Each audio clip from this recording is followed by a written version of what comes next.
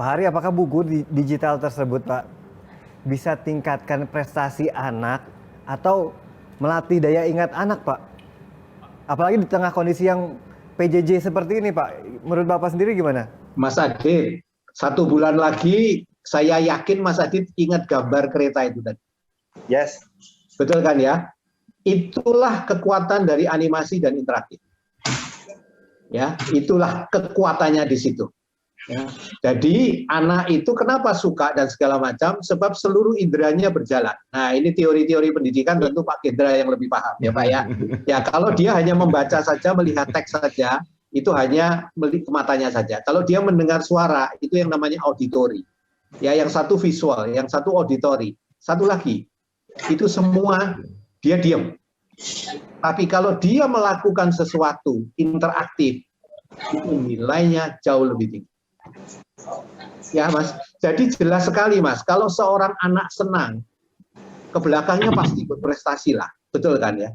Kalau enggak seneng, disuruh belajar juga males. Gimana mau berprestasi? Kalau dia seneng, dia main klik-klik senengin loh. Itu ternyata begini, itu adalah cikal bakal dari seorang siswa berprestasi. Pak Hari, terakhir nih Pak, itu buku digitalnya keren banget. Saya minta pendapat Pak Hari tentang rencana Juli mendatang untuk pembelajaran tatap muka, Pak. Menurut Pak Hari sendiri gimana, Pak? Ya, tadi Pak Gendra menyatakan dan saya sangat setuju, Kementerian mengatakan blended learning, mengatakan hybrid, ya.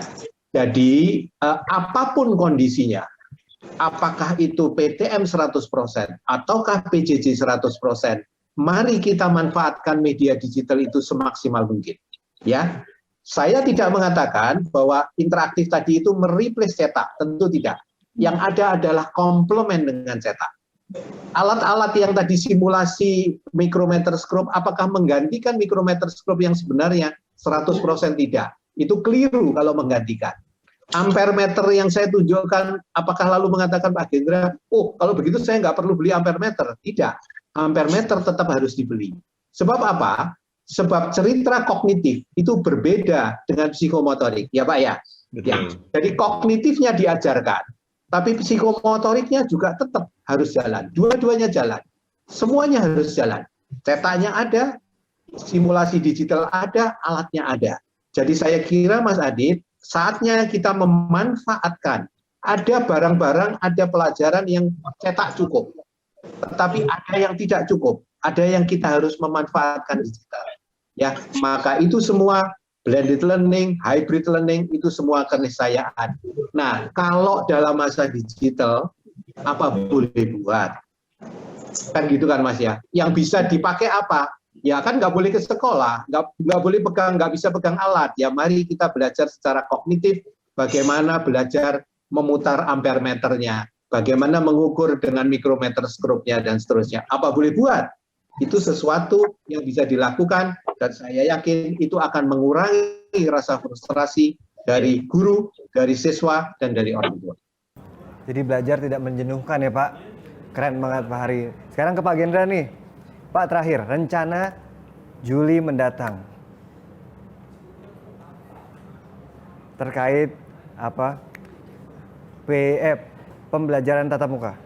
Ya, Mas Adit begini, karena kami SMK, jadi kami berharap memang untuk bulan Juli itu diberikan kesempatan untuk anak melakukan tatap muka. Meskipun apakah itu nanti dibatasi sampai 25% nggak apa-apa. Karena begini, di SMK itu kan tidak hanya pengetahuannya yang dibutuhkan Mas Adit, tapi skill. Nah, skill itu anak itu bisa terampil kalau dia melakukan berkali-kali dan berulang-ulang. Kan namanya dia terampil itu Mas Adit, kalau boleh kita artikan kan dia melakukan suatu hal yang benar dan dalam waktu cepat, melebihi dari standar waktunya. Itu kan mereka namanya terampil. Nah, dia bisa terampil itu kalau dia melakukan berkali-kali.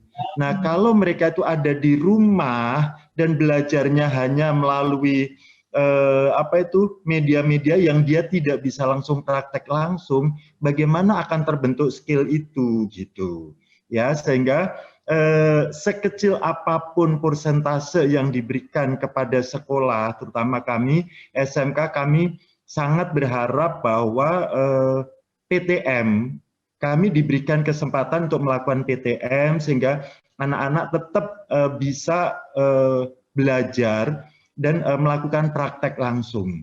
Gitu Mas Adit, harapan kami. Amin, semoga COVID cepat selesai Amin.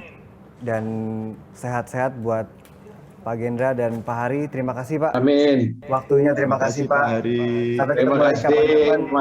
Mas Adit, Pak Gendra, terima kasih. Selamat sore, salam sehat. Salam sehat, salam Amin. sehat. Selamat Ya, sehat Pak. juga untuk Terima Bari kasih, dan Mas Pak. Adit. Terima kasih.